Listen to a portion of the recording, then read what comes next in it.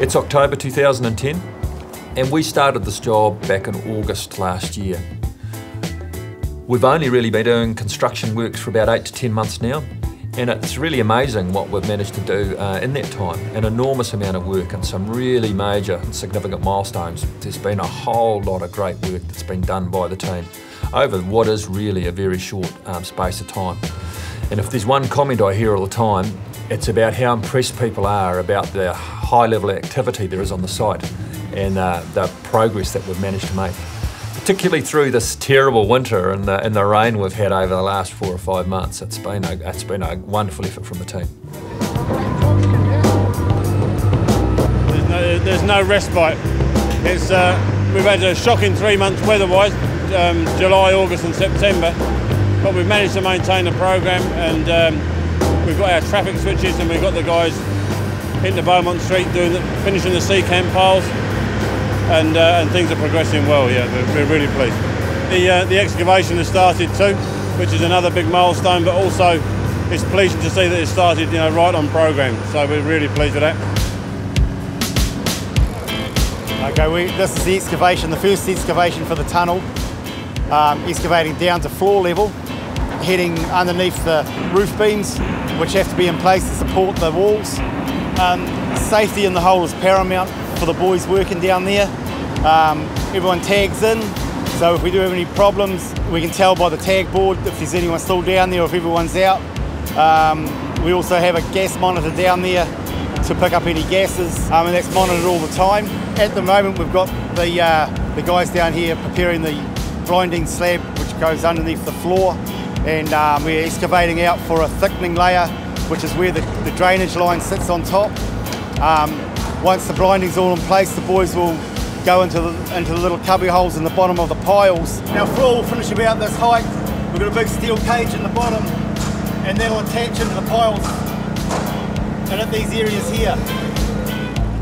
We've had the battle of the weather and whatnot, but the guys have just carried on. They've done really well, and so we're pretty much on time. Yeah. There's still quite a bit between the Freemans Bay stormwater and the southern part of Victoria Street to do, but mainly from the crossover north, the capping beam will be finished within the next couple of weeks, so that's another big milestone. Our 250-tonne crane comes in this weekend, which is what the guys are working on now. They're working on the platform for the crane to run on, and again, that's another big milestone, getting that machine in. So we'll be lifting the double hollow core props and beams in from the crossover from Victoria Street right the way through to the Beaumont Street section. So that'll finish that section off for us. Across the road in Beaumont Street North, we're also carrying on with the capping beam excavation, same process. So at the moment we're standing pretty much where Fanshawe Street on-ramp will cross the tunnel. We've got capping beam construction continuing towards the northern exit of the tunnel. We've also got roof slab, which the reinforcing is being tied for at the moment, just to enable us to allow a excavator to sit on top and pull out material from underneath the roof. Well, I'm very pleased with the way it's going. I think the weather's let us down in the last 3 months, but the guys have really hung in there and kept us on programme. So I'm really pleased with that, and I'm looking forward to the summer to keep dry, stop dewatering, and also making some good progress and see some smiles on people's faces. Yeah, definitely. This area we are in now, this is called the triangle. The machines here, this one's removing the guide walls. This one's breaking down the D-wall. That machine's removing all the spoil, ready for the tunnel. And our crew, or my crew, come through afterwards, setting up the capping beams, landing the roof slabs. So we're following through the machines from the area. The D-wall on this side goes right the way through the old Freemans Bay storm line. So as we're breaking down, we'll have to expose the Freemans Bay stormwater line and then get rid of it, basically. It's going to be quite a mission, but we've got the machinery to do it, as you can hear. Yeah, going very well. Boys are working really hard. I think today we've had 48 truckloads of spoil out of this area alone. which is absolutely brilliant. To get 48 loads out before dinner time is awesome. They're working bloody hard down there. Apart from Jim keeps breaking his breaker. On these kinds of projects, there's a lot of talk about legacy, particularly community legacy. Now, we're really lucky on this job that we've got two great examples of community legacy, things that we're going to leave behind. The first is the Rob Roy Hotel, where we've had the opportunity to refurbish that hotel, to shift it out of the way, to shift it back, all in the eyes of a very interested public. But we've had another opportunity, and that is the refurbishment of the Campbell Free Kindergarten. Now, that's a great community project where we've managed to bring in this really significant building, refurbish it all for the same budget as we had to provide the plant room that we needed to operate the tunnel from.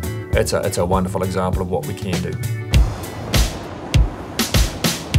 This is the southern tie-in. This is the southern end of the job. This is the approach to the tunnel, and we've completed all the piles on each side, on the eastern wall and the western wall, and now we're doing the centre piles where the motorway meets the on-ramp going into the tunnel itself.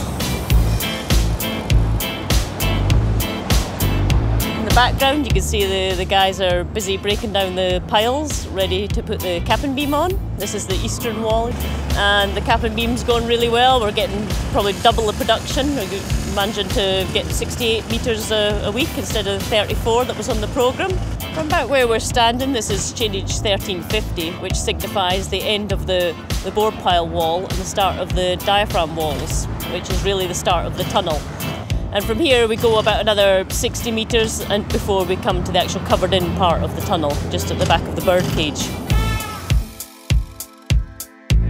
Down at the other end of the job, the northern end, at West Haven, the retaining wall is 95% finished. There's about 5% left on the retaining wall because of the gantries. As soon as we move the gantries, we can finish the wall. All the seals on down there, which is good. We've got the curbs and we've got the landscaping done, so we've just got a tiny little bit to do on the West Haven side. On the northern approach, we've got 95% of the acoustic piles done and a third of the acoustic barriers done. Basically, this wall runs from the tunnel exit all the way down through to Shelley Beach Road Bridge. And basically what it is to hold the perspex noise wall goes on top of the barrier. At the highest point, it's 3.8 metres high. So yeah, it's quite a big noise wall, quite a high noise wall. It's going very well at the moment. I've got a good team here, a great bunch of guys, and very busy, very hard workers, so we're on schedule and looking good. We're about halfway through the project now, and we're starting to think about the finish of the job and what we're going to leave behind. In terms of the wider legacy, the things I'd like this project to be remembered for is first and foremost an exceptional safety record. I'd also like us to be remembered for how we presented ourselves during the Rugby World Cup. I guess first and foremost, we want to hand over a tunnel that works and works brilliantly right from the start. And of course to deliver superb value for money to the NZTA and to the public of Auckland.